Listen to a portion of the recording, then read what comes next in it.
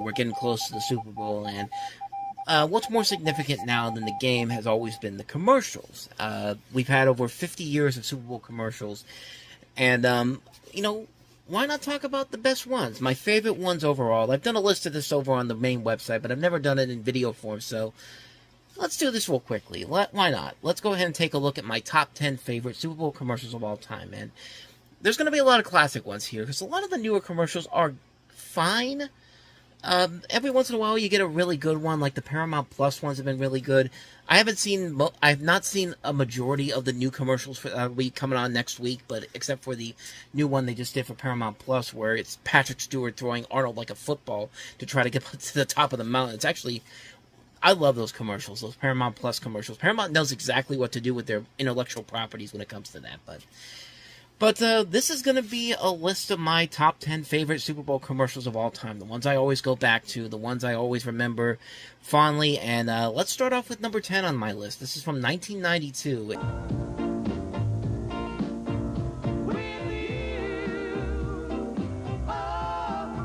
that a great new Pepsi can or what? Introducing a whole new way to look at Pepsi and Diet Pepsi. It's beautiful. And it's a Pepsi ad featuring then one of the most successful models of all time. Taking one of the most beautiful models in the world, Cindy Crawford, and putting her in a commercial for Pepsi at the time of their latest can change. That's a clever and brilliant idea. It works because it's one of those commercials that tricks you into thinking it's about something, but then it switches over to something else and does it very well. And it certainly did leave a lasting impact on not just the audience, but with Crawford's relationship with Pepsi, because she would be in a number of different commercials throughout the course of the 90s. And even there was a sequel ad 10 years later where it was a new Diet Pepsi can, and it was a new batch of kids, and now she has her own set of kids as well. And I gotta tell you, man, Cindy Crawford still looks beautiful to this very day. Like, she looked great 10 years after that commercial aired. And even nowadays, it's just like, I don't know what she's doing. I don't know what she uses, but I want some of that, man. I want to look like that when I'm older like that. But, like, it's crazy. Like, she still looks incredible even after all these years. I don't know if it's plastic surgery or not, but who knows? Maybe that could be natural. But if it is, more power to her, man. But, yeah, that one's one of my favorite ones. So that's number 10. Number 9 is also from 1992. Hey, there ever get any sleep around here? What's all the racket? What's up? Jock! I was only kidding.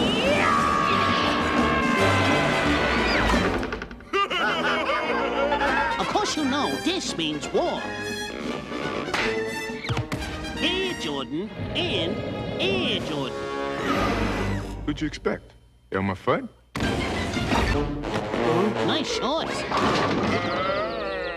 This could be the beginning of a beautiful friendship. Of course, this is the pairing of Bugs Bunny and Michael Jordan that would eventually lead to Space Jam 4 years later. And it even is referenced in this particular commercial 4 years before the movie even came out. This could be the beginning of a beautiful friendship. And they weren't kidding, because, Michael Jordan and the Looney Tunes would pretty much be in a number of different commercials, not just for the Super Bowl, but also for, various things like, 10-10-220 or McDonald's and all that. But it was the beginning of a beautiful friendship between the NBA champ and the legendary Looney Tunes characters. And what makes it work is that it's the overall feel of a classic Looney Tunes cartoon modernized for the audience of the 1990s in a 60-second commercial. I mean, they do a great job of paying homage to the classic cartoons, making the pairing of Bugs Bunny and Michael Jordan feel naturalistic, that it could actually exist. You could believe that these two would have a friendship in real life. And there was a great sequel that came afterwards where it was basically both of them going up against aliens, which that one would later lead to the creation of Space Jam.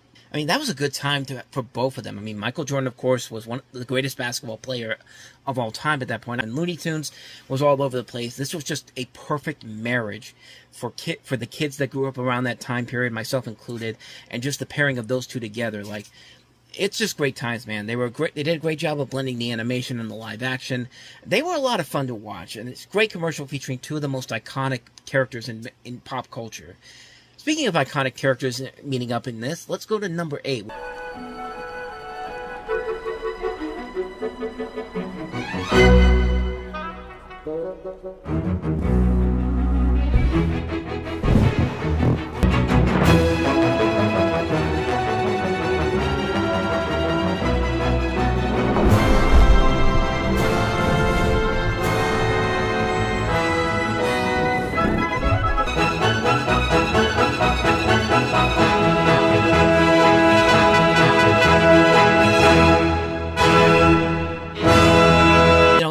commercials where it doesn't really, like I said, it doesn't really get the appreciation that it deserves.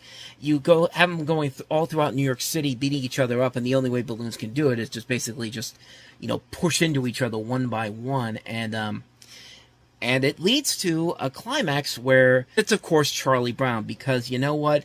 Charlie Brown gets the Coke, not only making Stewie, an underdog, not very happy, but you know what? Charlie Brown finally gets a win in his life. So you know what? It makes perfect sense. Just everything about this commercial is so incredibly done. I mean, the music, it's no dialogue whatsoever. It's done with the music of Wagner's Siegfried. But the other thing that helps the commercial really elevate itself to something incredible is the ending, where Charlie Brown just pops up out of nowhere, takes the Coke, and there's that great little homage to Lucy. Like, you see a kid that looks like Lucy, and she's got the football on her, and it's actually nice to see Charlie Brown catch a break and win something for once. And speaking of Charlie Brown, he's involved in the number 7 commercial on my list. Not just the ones who can figure it out. Not just the most fortunate. Everyone. MetLife. I can do this. I mean, how can you not get enthusiastic when you see all these different cartoon characters into one commercial? I mean, not only do you have the Peanuts characters, who were still very much involved with MetLife at the time, even though this was kind of the last couple of years they'd be associated with the MetLife commercials.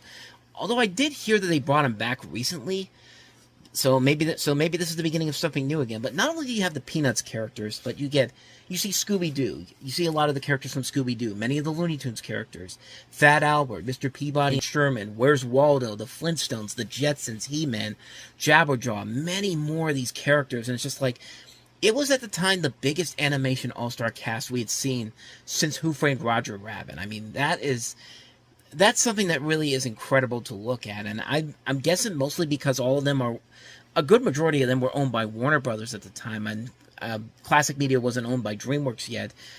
It's the nostalgic factor that makes this work. You see all these great characters we grew up as kids loving, all in one place. The animation on them is very good. They do a good job of blending the animation and live action very well.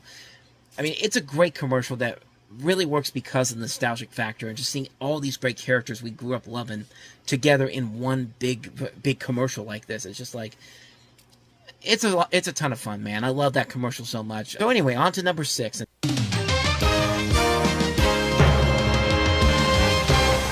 Live, it's the battle of the unbeatens as Budweiser meets Bud Light in Bud Bowl 1. How do these teams match up? Well, Bud, we've got the lightning attack of the Bud Light passing game versus the thunder of Budweiser's Beechwood backs. I mean, talk about a concept that you would think would never work, but it did.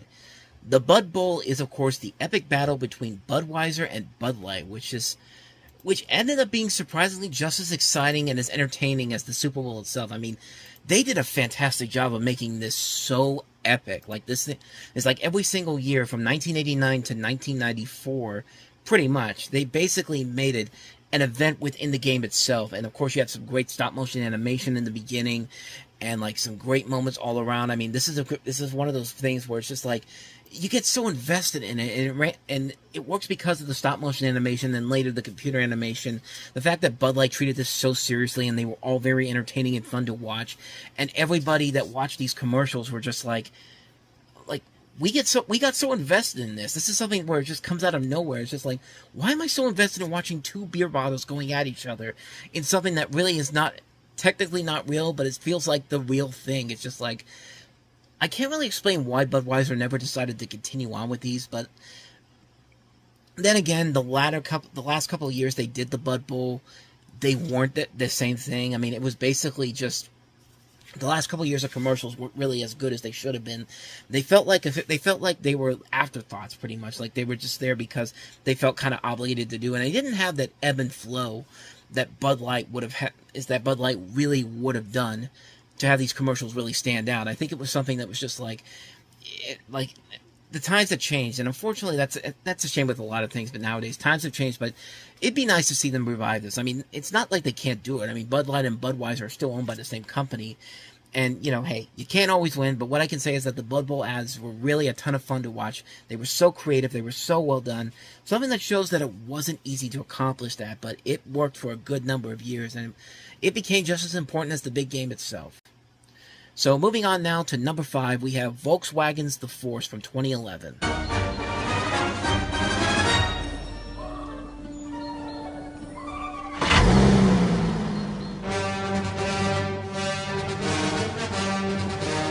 How he do not feel a little bit of heart when that kid looks at the window and sees that is after what he just did with the car, thinking that he made that car turn on. It's just like he has his face like, holy shit, I just did that. Like, and what makes this ad relevant is how relevant it is. Like, a lot of us looked at Star Wars and those other classic films as kids, and we wanted to have that motivation when we play. Like, we wanted to be just like this kid. And much like the Coke ad with Stewie and Underdog, there's no dialogue to it, and the heart of it just comes from that music by John Williams and from the kid itself. And the best part is that ending. I mean, his reaction, like I said, is priceless. Like, you could tell that's a reaction from a real kid that probably thought he was doing that on his own, and it really wasn't. This kid, Max Page, who does a fantastic job, actually recreated this. He even got to meet the real Darth Vader by James Earl Jones. I mean, it's hard not to get a smile out of watching this ad, because that's something that's just really hard to do. It's a great ad with a great kid actor. He sells the role very well, and he does capture the childhood memories that we have of that very well in this commercial. I think it's a very well-made ad. So moving on now to number 4. The sun'll come out tomorrow. Bet your bottom dollar that tomorrow there'll be sun. Just thinking about tomorrow clears away the cobwebs and the sorrow till there's none. Tomorrow, tomorrow, I love you. Tomorrow, you're only a day.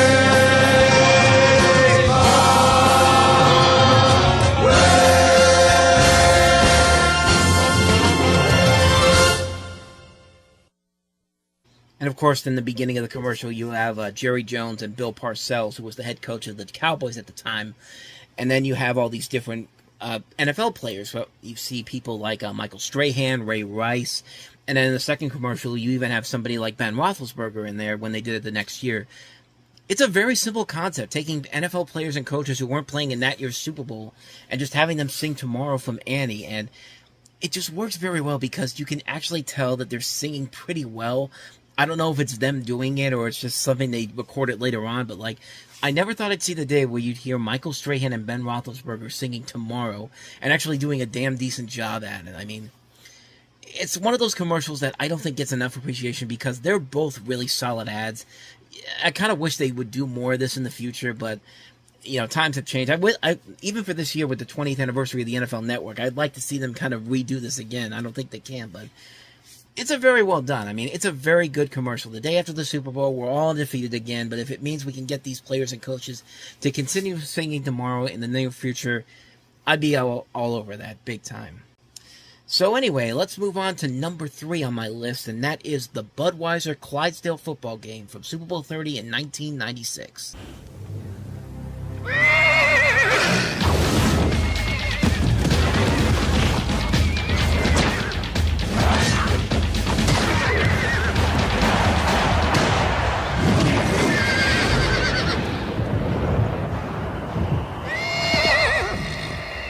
They always do that? Nah, they usually go for 2. I mean, concept pretty much sells itself. You have these Clydesdales all of a sudden playing football, and they're playing I don't know how they did it, but they play football, and one of them kicks a field goal, and the horses celebrate, and there's 2 guys sitting there just like, I always do that, and the other guy's going like, nah, they usually go for 2.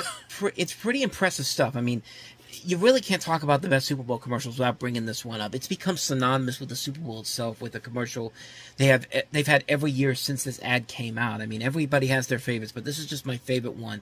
The epicness of it, the idea of horses playing football sounds like the stupidest idea possible, but the way Budweiser does in this ad, they make it as epic and action-packed as it has any right to be. The camera work is well done. The shots are very well done. The fact that they were able to get these horses to actually do this without any CG whatsoever is pretty damn impressive. I mean, it's shot beautifully. It has a lot of great action and epicness to it. It's one of those ads that I always remember when I think of the great Super Bowl commercials. So moving on now to number 2, we're finally starting to get into the real memorable ones here. And around here in Pittsburgh, you can't talk about Super Bowl commercials, great Super Bowl commercials, without talking about the one and only Mean Joe Green for Coca-Cola. Please, give him out. Mr. Green? Mr. Green? Yeah. You need any help? Want my Coke? It's okay, you can have it. No. Really, you can have it. Okay. A Coke and a smile makes me feel good, makes me feel nice. See you around. That's the way it should be. I like to see Hey, kid. the whole world smiling with me. Coca-Cola as life. Have a Coke and Thanks, Mean Joe. smile. I mean, what more do I need to say about this? It's one of the most popular Super Bowl commercials of all time, and I'd be crazy not to include this on this list. I mean, it's a classic commercial, and it's just a great, heartwarming commercial that you can't help but love. You have to keep in mind of where when this commercial aired, what this was like. It was like, Joe Green was one of the toughest defensive players in the National Football League back then. Back when the NFL was completely different. I mean, this guy people would play with injuries on with really bad injuries on their arms and legs, and just like, tape them up. I'm going back and doing this again. Like they both were, this kid and the Mean Joe Green work off each other so well. You can believe their chemistry, and the commercial itself doesn't feel forced or overdone. The reactions just feel natural. If you want to see this, if you were to see this in real life, you could tell that this is something that was really special and really be something like, this would be a moment that you would remember for the rest of your life. It actually happened to you in real life. I mean, this commercial was so popular. They made a TV movie with it, with a young Henry Thomas pre-ET. Now think about that. A 1-minute ad for Coca-Cola gets later expanded as an NBC TV movie, and they thought we were running out of original ideas today. Of course, the commercial had been satirized many, many times. Newhart did a parody, Simpsons, Family Guy, Futurama, and even Coke themselves did a great parody with Troy Polamalu, coincidentally during the last time the Steelers won the Super Bowl. Mr. Polamalu? Mr. Polamalu? Yeah. You need any help? Mm-mm. You want my Coke Zero? No. Really? You can have it. A Coke Zero Okay. and a smile. We're Coke brand managers. Coke Zero stole our taste. Yeah. They are not stealing our commercial. Hey, that was for me. Is he coming? Is he coming? I'll meet you at the car. Makes me feel nice. That's the way it should be. And I like to see the whole world smiling with Hey, kid. Coke Zero as a life. Have a Coke Zero Cats. and a smile. Da, da, da, da, da. Of course, the original commercial aired when the Steelers won the Super Bowl, the last Super Bowl with Chuck Noll. And then we got this great commercial from 2009 with Troy Polamalu. They had this campaign back then where you had these two guys that they thought that Coke stole their idea for Coke Zero Sugar, and so Troy Polamalu's running to get the Coke for them, slams down one of the other guys, and the other guy's just like, yeah, I'll meet you at the car, and just runs away. And then of course at the end of the commercial, like, instead of having Troy Polamalu's jersey thrown at him, he takes the guy's shirt, gives it to him, and this kid's just looking at him just like, what the fuck am I gonna do with this shit? Like, it's a great commercial. I mean, and then, of course, it was inspired by one of the greatest commercials of all time. Whether you've seen it to be satirized or the actual commercial, it's still a classic ad for a number of reasons. I'd be a fool not to include this on the list. So that brings us to the number one best Super Bowl commercial of all time, celebrating its 40th anniversary in 2024. Let's take a look at why 1984 won't be like 1984. We are one people, with one will, one resolve, one cause. Our enemies shall talk themselves to death, and we will bury them with their own confusion. We shall prevail. On January January 24th, Apple Computer will introduce Macintosh.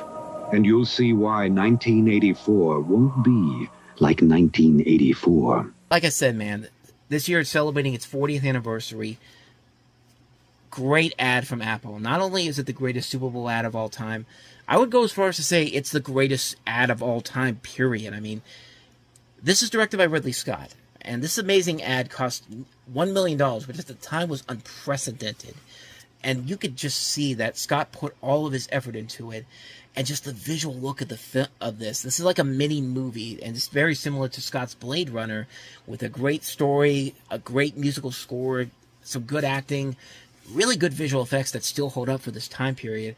The fact that this commercial only aired once is impressive, and for a commercial like this, it's amazing that no one's been able to capture the same magic that they did here. Like, I've talked about how the commercials of today, most ones, they pale in comparison to what it was like back around this time. I mean, because of commercials like this, it makes me believe that because with the technology we have today, it cannot be that difficult to make a commercial that's just as epic and as brilliantly handled as this right here. I mean, this is a commercial that it's just one that I always go back to every once in a while. It's just a classic ad. And they tried to do it again the year later with this commercial that was not as successful, but it still has this very unique style to it. It's these people singing "Hi ho, it's off to where we go" as they're falling off of a cliff, and it's directed by, I think, Ridley Scott too. I don't know if it is or not, but it is one of those ads that's just like, it just really is real. It's still very well done, even though it's more grislier than this ad that became this Macintosh ad, but it's still an impressive ad. But 20 years later, they actually did re-release this ad, but basically just put in an iPod on the girl because iPods had become the new thing. And I mean, yeah, they threw an iPod on the girl? I mean, why?